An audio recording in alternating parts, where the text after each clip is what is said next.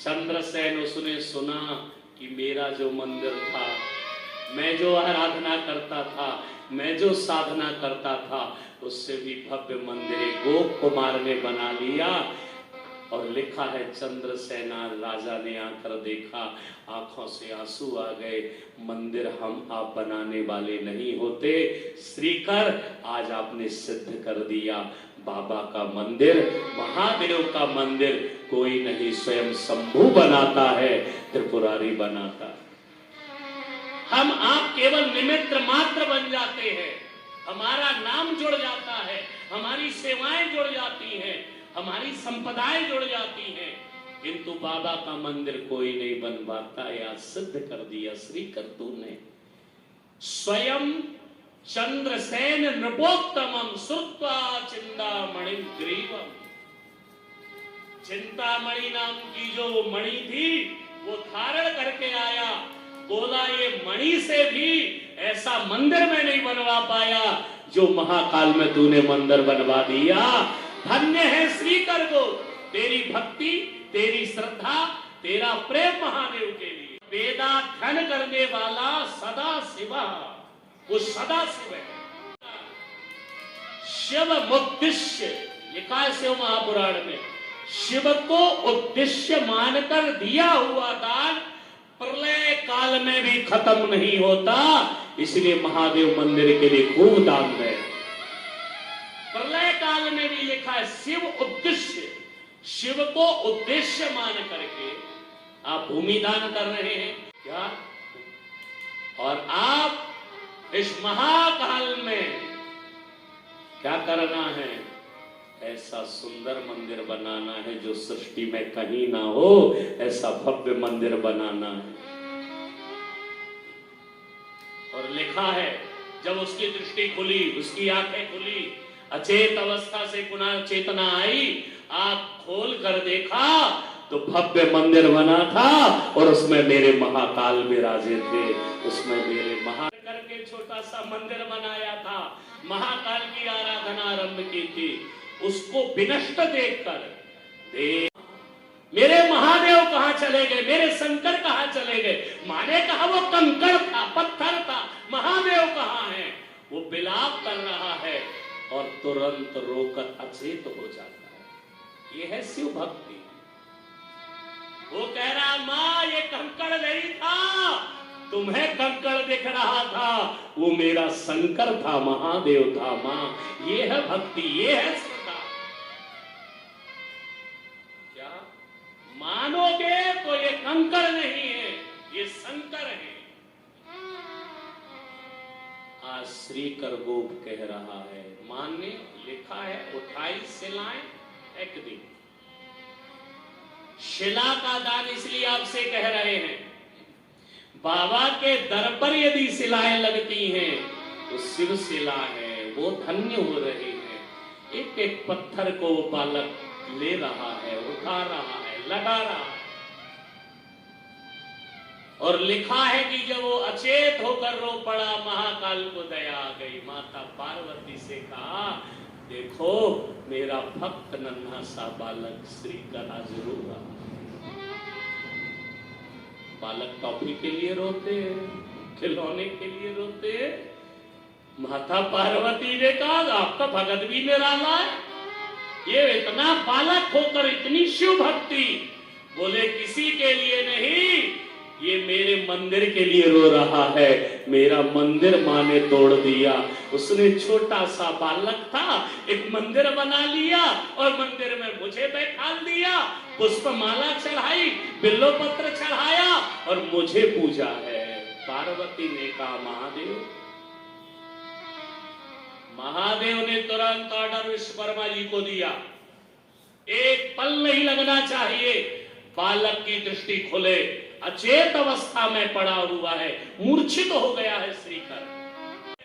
ये त्रिशूलधारी त्रिनेत्रधारी है। क्या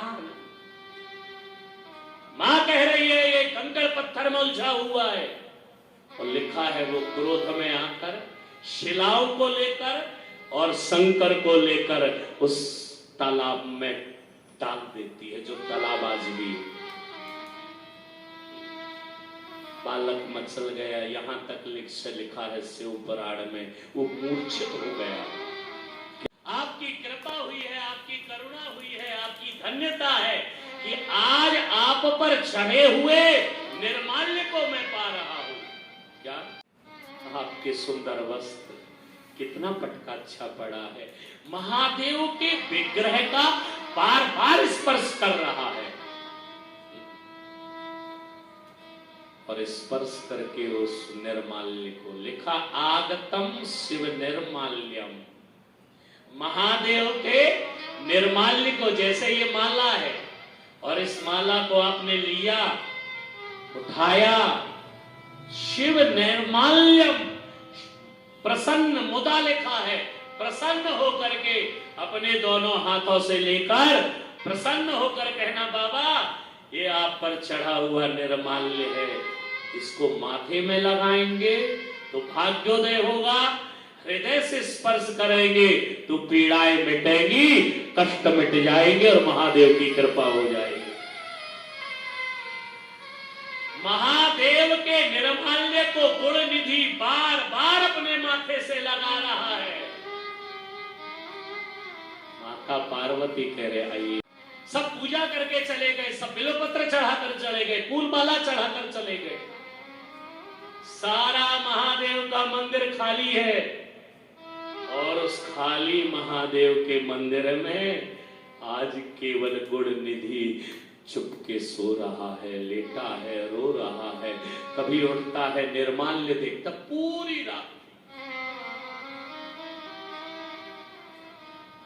दुख शिव के पास लाता है, कष्ट महादेव के पास ला रहा है, सारी दुनिया चली गई। ये है शिव तत्व।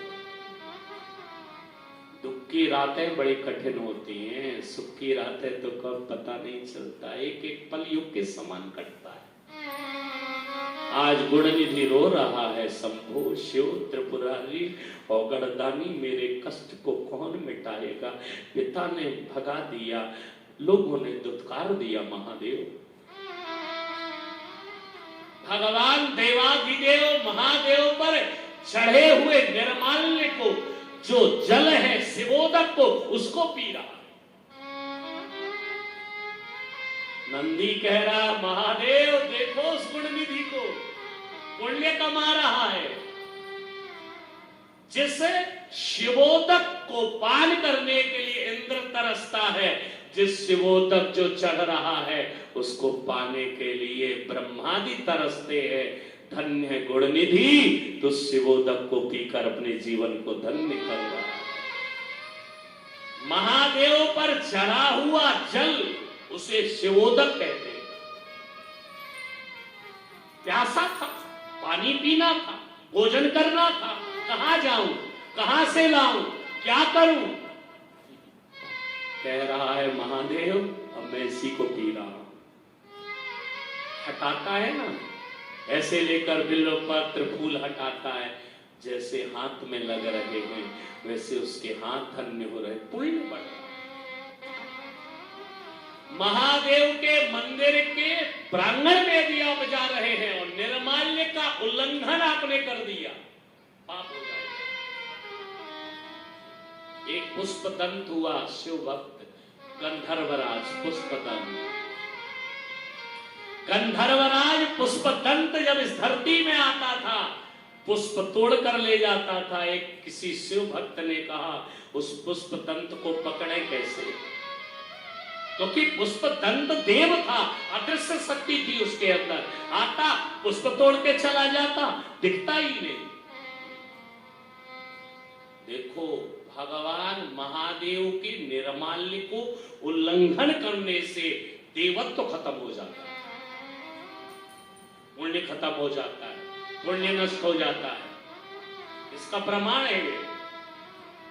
जैसे ये पुष्प तोड़ने आएगा, माला लेने आएगा, यहां माला बनाएगा, और बिल्वपत्र, क्योंकि देवलोक में बिल्वपत्र नहीं है, देवलोक में धतूरा नहीं है, देवलोक में आंख नहीं है, ये सब मृत्यु लोक में है, मेरे मृत्युंजय महादेव के पास है।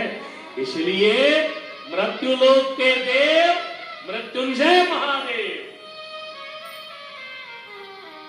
पुष्प दंत रोज वह आता देवलोक से और आके यहाँ पुष्प चयन करता, फिर जाता देवलोक में अपने महादेव की आराधना करता, साधना।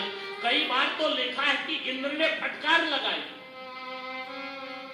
तो रोज जाता है मृत्यु लोक, रोज जाता है यहाँ गायन का काम छोड़कर, क्योंकि उसका काम गंधर्व था, वो गाता था। और वो कहता था, मैं गंधर्वराज कहता था, हे देवराज मैं आपके लिए गाता हूं, मेरी जिंदगी सफल नहीं होगी, ये वाणी तब धन्य होगी जब मैं देव के लिए नहीं अपने महादेव के लिए गाऊंगा, भक्ति करूंगा, साधना करूंगा। वह पुष्पदंत। ये कथाएं हमें बहुत कुछ शिक्षा देती हैं। महादेव के ऊपर अर्पित किए हुए निर्माल्य को डाल दिया गया, बिखेर दिया गया। जहां पुष्प वाटिका में वो पुष्प लेने आता था, पुष्प चयन करने आता था, वहीं पर डाला गया। और लिखा है जैसे ही उसने आकर महादेव पर समर्पित निर्माल्य का उल्लंघन किया, देवत्व खत्म, देवत्व खत्म हो गया। जब आप मंदिर जा रहे होते हैं, रास्ते में तुम्हें बिल्वपत्र मिल जाए, उसको लांघना नहीं, उसको बाबा का प्रसाद मान करके माथे में लगा लेना और अपने घर ले आना। संपदा की कभी कमी नहीं होगी। हो मरणासन अवस्था हो, और मरणासन अवस्था में यदि महादेव का जल नहीं मिल पा रहा है, गंगा जल नहीं मिल रहा, नर्मदा जल नहीं मिल रहा, त्रिवेणी नारायण का जल नहीं मिल रहा, क्षिप्रा का जल नहीं मिल रहा है, तो आपके घर में रखे हुए रुद्राक्ष का जल भी दे दोगे तो आत्मा जो है शरीर छोड़ रही है, मुक्त होकर बाबा के धाम चली जाएगी। सबसे सरल, इसलिए आपको रुद्राक्ष दिया जाता है यहां से, ये आप ये रुद्राक्ष ले जाइए। रुद्राक्ष को शिव विग्रह कहा गया है, मंगल शिव विग्रह कहा गया है। रुद्राक्ष यदि घर में है, कोई शरीर छोड़ रहा है, उसके कानों में तारक मंत्र बोल देना और मुख में ये रुद्राक्ष डालकर ओ जल उनको पिला देना।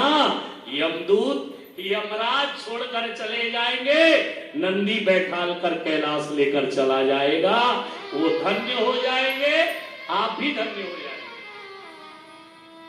शास्त्रों के अनुकूल आचरण करो, शास्त्र हमें जीना सिखाते हैं।